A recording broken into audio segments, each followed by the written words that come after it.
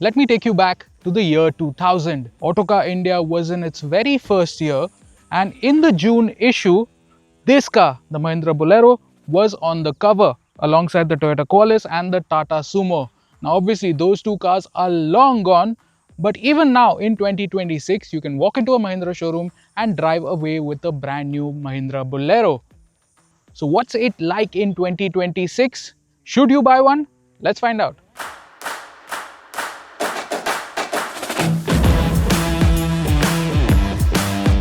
In 2025, the Bolero line accounted for 16% of Mahindra's sales. Clearly, it is important, so Mahindra has given it a small update, adding a new top trim, some new features, and revised suspension. Let's start with the exterior. Now, obviously, you've seen a Bolero a million times, but let me still give you a walkthrough of this updated model. It gets a new grille, it still continues with halogen headlamps.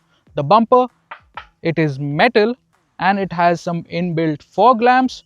Moving on to the side, that typical Bolero flat fender and that rubbing strip putty type thing that we have on the side here, maybe to prevent door dents. Down there we have a side step, very useful to get into this car, and this still comes with manually adjustable mirrors, very rare to see these days. Also rare is this antenna, very old school. The door hinges, which used to be exposed, now have a little cap on them, but the door handles themselves, they are of the old school pull type. Also new are the wheels, same 15 inches but in a new design with a diamond cut type finish. There are no sliding windows right here. At the back, the tail lamps are clear lens units but with halogen bulbs inside, and typically Bolero there is a tailgate mounted spare. Inside the Bolero, the basic layout hasn't changed for many years now. It's all very hard but very durable plastic. They have given this new one a digital console, and I know it maybe is trying to look a little bit modern, but in fact it looks retro. It actually reminds me of something from the 80s. It is informative with TPMS and a gear indicator, but it is offset to the left, so the tacho is hidden by the steering wheel. The wood trim is now a matte finish. The AC controls right here, very basic. There's not even a recirculate button, just the temperature and the fan speed. The infotainment system is new. It's a new 7-inch unit.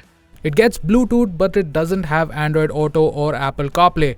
Instead, you connect to it using a separate app and a cable. And even then, the built-in apps like Google Maps and Spotify are locked behind paywalls.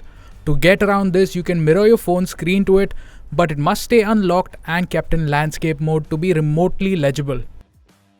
And then there's the ergonomics. Now, I'm not particularly tall, just about 5'8", but the pedals, I have to push down on them, so I end up sitting a little bit further back than I would like to. Also, the steering wheel is pretty far away from me. It also doesn't adjust, and the lack of a dead pedal makes it even more awkward to drive. The gear lever falls easily into hand. Shifts are long, but that's fine for this sort of car. The handbrake is nicely mounted on the floor right here. The window controls are on this center console here. There are a couple of cup holders and some storage bins right here. They have added a bottle holder on the door, but unfortunately it seems to foul with my calf muscle right here. It always seems to be in contact with that. Everything else is really hardy, tough plastic, which is fine, I guess, for a car like this. The new update on the B8 model, you have leatherette seats, which is good in a way, but also it gets really quite hot. The good thing, the air conditioning is absolutely phenomenal.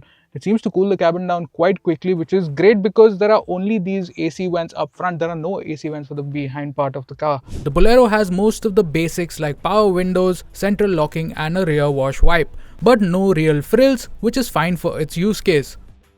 So let's move into the back seat and see what that's like. Stepping into the Bolero, you have to be a little bit mindful because you might hit your head right here.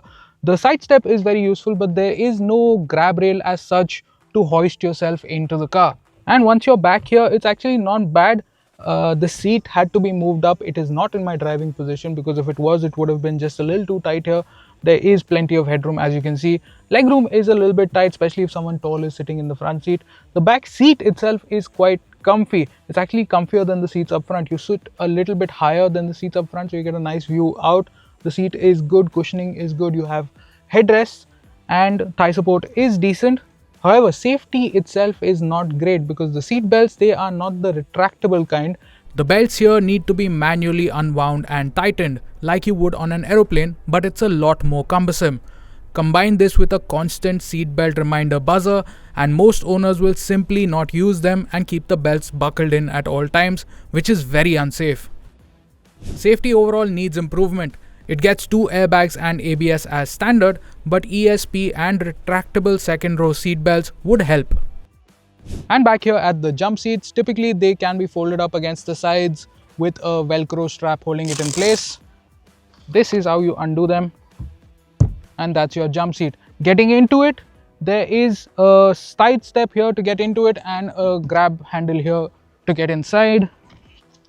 You have to be a little bit careful getting in, mind your head. Now that I am in here, it's kind of tight. My head is right up against the roof, and let me just call in my colleague to join me in here to see if we can actually fit 7. Sandesh, do you mind?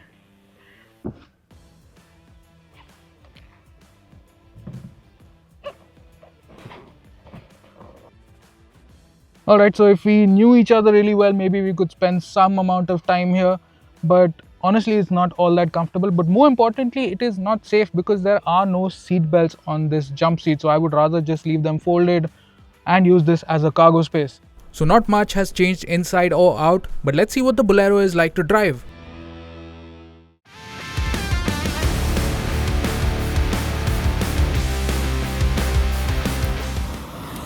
Powering the Bolero is the same 1.5 litre 3-cylinder turbo diesel engine you'll find in the Bolero Neo, but here it is in a lower state of tune. And if you only look at the 76 horsepower number, you'd be very disappointed. But crucially, it makes 210 Nm of torque at just 1600 RPM. And because of that, it's actually a little bit quicker than you would expect. It's not fast by any means, but it is very drivable. It's torquey. It is easy to drive around in the city, leave it in one gear, mostly second or third, and it'll happily chug along. When you need to make an overtake, you don't find too much turbo lag as long as you're above 1500 RPM, and it is quick to scoot in and out of gaps. Overtakes are not too much of an effort. It's actually more pleasant than you would imagine. Fuel economy is also decent, and on a steady highway cruise you can get close to the claimed 16.5 kpl. The large 60-litre tank also gives it a good range. Refinement is also quite good for the nature of this vehicle. The engine is of course audible, I'm sure you can hear it even now. But as it goes, it is fairly smooth. If you keep it within that 1500 to 2500 RPM band, it is not too intrusive. You can hear it under the bonnet, but in the cabin is actually not too bad. Extended though, beyond let's say 3000 RPM, and it does get a little bit loud.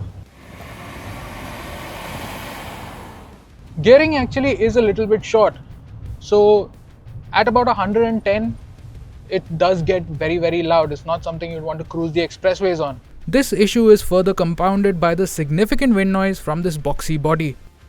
Generally control weights are a little bit heavier than you're used to. The clutch is a little bit heavy, but you could get used to it. And then there's the suspension. Independent springs up front, but a live axle with leaf springs at the back. That's very unusual in today's day and age, and that's more meant for carrying loads. Now with the 2025 update, Mahindra has tuned the suspension a bit more for comfort, and to be fair, it does a decent enough job of soaking up the bumps at low speeds. The fat sidewall tires of course help with that, but the problem really is that you do get tossed around a fair bit inside the vehicle. So you're constantly moving and jostling inside the vehicle, which is not very comfortable. The good thing though is that the suspension feels very robust. You can take it on some really bad roads at a decent clip, and it doesn't feel like anything is going to rattle loose or really come apart. It feels solid, it feels robust, it feels like it is built to take a beating.